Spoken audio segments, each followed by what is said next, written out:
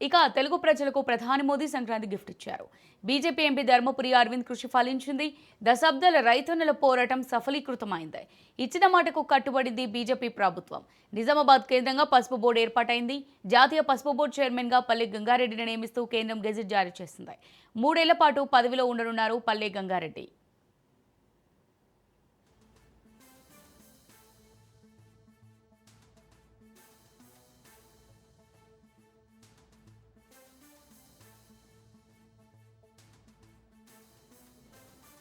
సంక్రాంతి అంటేనే రైతుల పండుగ. సంక్రాంతి అంటేనే సిరుల పండుగ.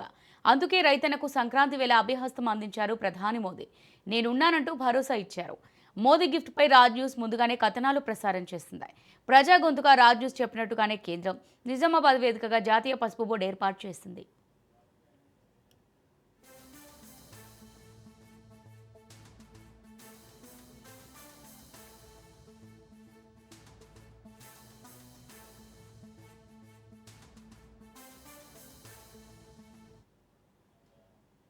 మాటంటే మాటే. మాట తప్పేది లేదు, మడమ తిప్పేది లేదంటున్నారు కమలనాథులు. రాజకీయం అంటే ఇచ్చిన మాటలు నిలబెట్టుకోవడం, ఇచ్చిన హామీలను అమలు చేయడం అంటున్నారు. ఏదైతే హామీలు ఇచ్చిందో వాటిని అమలు చేస్తోంది మోదీ సర్కార్.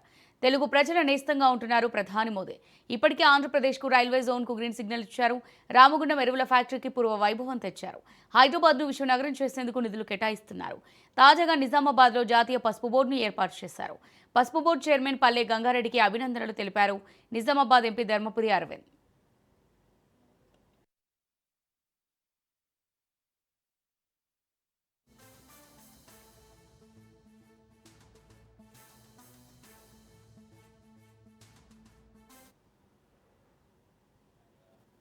తెలుగు ప్రజలకు ప్రధాని మోదీ సంక్రాంతి గిఫ్ట్ ఇచ్చారు.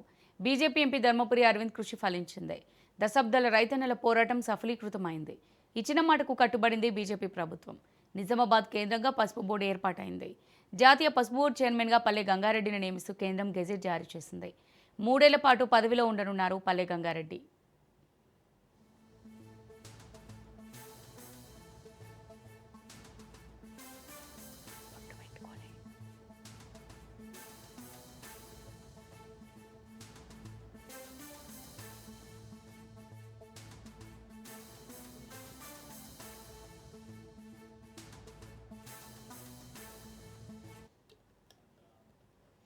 సంక్రాంతి అంటేనే రైతుల పండుగ. సంక్రాంతి అంటేనే సిరుల పండుగ. అందుకే రైతన్నకు సంక్రాంతి వేళ అభయహస్తం అందించారు ప్రధాని మోదీ. నేనున్నానంటూ భరోసానిచ్చారు. మోదీ గిఫ్ట్పై రాజ్ న్యూస్ ముందుగానే కథనాలు ప్రసారం చేసింది. ప్రజా గొంతుక రాజ్ న్యూస్ చెప్పినట్టుగానే కేంద్రం నిజామాబాద్ వేదికగా జాతీయ పసుపు బోర్డు ఏర్పాటు చేసింది.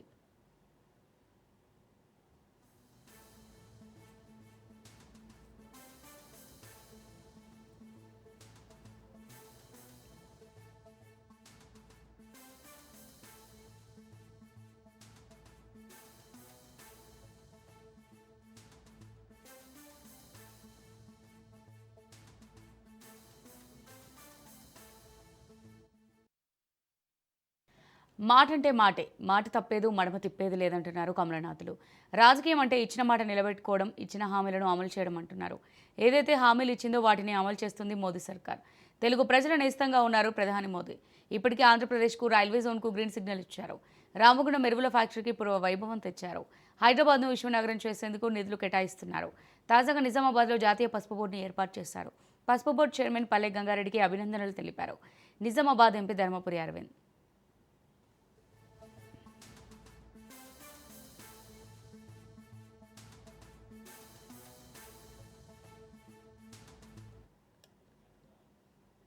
అవును, నిజామాబాద్ రైతుల చిరకాల వాంఛ నెరవేరింది.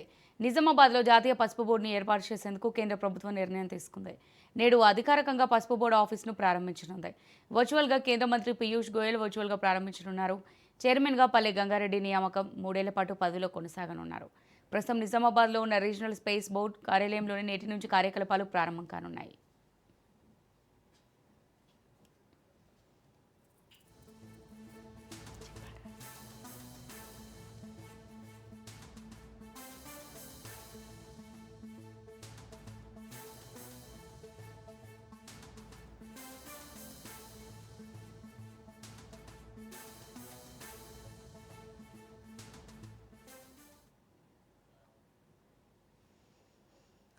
మోదీ ఆశీస్సులతో ఎంపీ అరవింద్ పట్టుదలతో దశాబ్దాల పసుపు రైతుల కల నెరవేరింది. రైతులకు ఇచ్చిన మాట ప్రకారం పసుపు బోర్డు తీసుకురావడమే కాకుండా బోర్డు కేంద్ర కార్యాలయాన్ని నిజామాబాద్లోనే ఏర్పాటు చేయడం ఎంపీ అరవింద్ ధర్మపురి సాధించిన ఘన విజయమని చెప్పుకోవచ్చు. గతంలో బీజేపీ అగ్రనేతలు పసుపు బోర్డు ఏర్పాటుపై హామీలు ఇచ్చారు.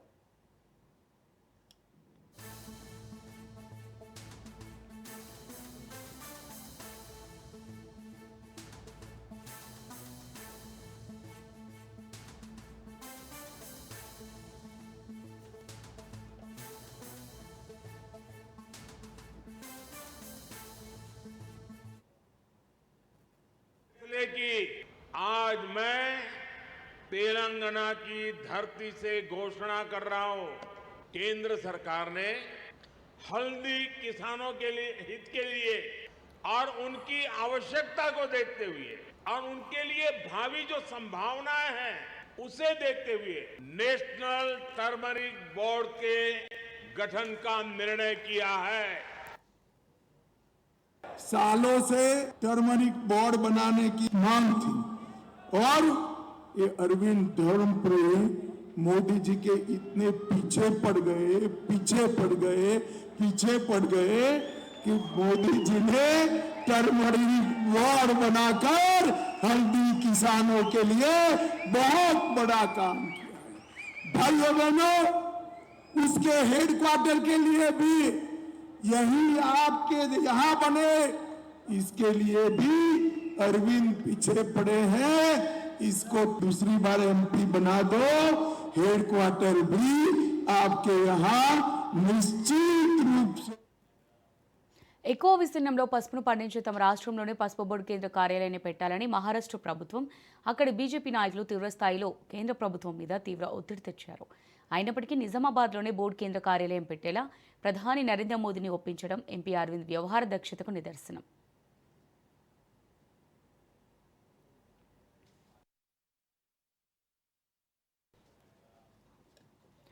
తనను గెలిపిస్తే ఇచ్చిన హామీని నెరవేరుస్తానని, లేకపోతే పదవికి రాజీనామా చేసి మీతో పాటు పోరాటం చేస్తానని లిఖితపూర్వకంగా బాండ్ పేపర్ రాసిచ్చారు. పదవీ కాలం ముగియక ముందే ఆ హామీని నెరవేర్చి అరుదైన నాయకుడిగా నిజామాబాద్ ఎంపీ ధర్మపురి అరవింద్ చరిత్ర సృష్టించారు.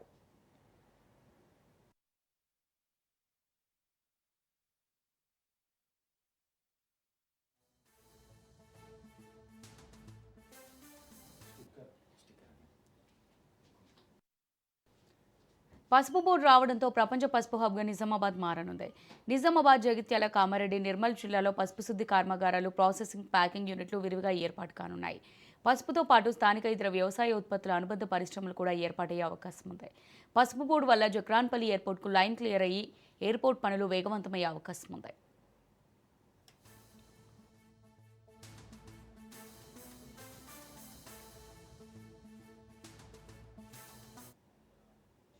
పసుపు బోర్డుతో రవాణా సౌకర్యాలు, ప్రత్యేక గూడ్స్ రైళ్లు వేగంగా పెరగనున్నాయి. పారిశ్రామికంగానూ నిజామాబాద్ పార్లమెంట్ నియోజకవర్గం ఎంతో అభివృద్ధి చెందనుంది. యువతకు ఉద్యోగ, ఉపాధి అవకాశాలు పెరగనున్నాయి. బీడీ కార్మికులకు, వ్యవసాయ మహిళా కూలీలకు ప్రత్యామ్నాయ ఉపాధి అవకాశాలు పెరగనున్నాయి.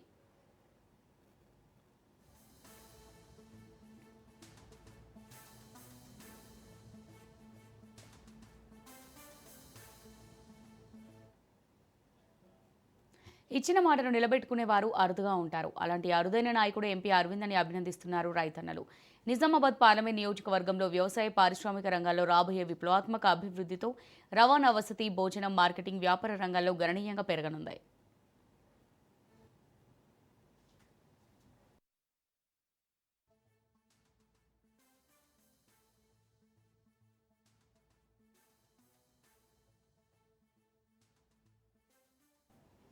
ఎంపీ అరవింద్ ఇచ్చిన మాట ప్రకారం పసుపు బోర్డును తేవడమే కాకుండా బోర్డు హెడ్ ఆఫీస్ను తెలంగాణలోనే, అందులోనూ నిజామాబాద్లోనే ఏర్పాటు చేయించడంతో బీజేపీ పట్ల ప్రజల్లో సానుకూలత పెరిగిపోయింది.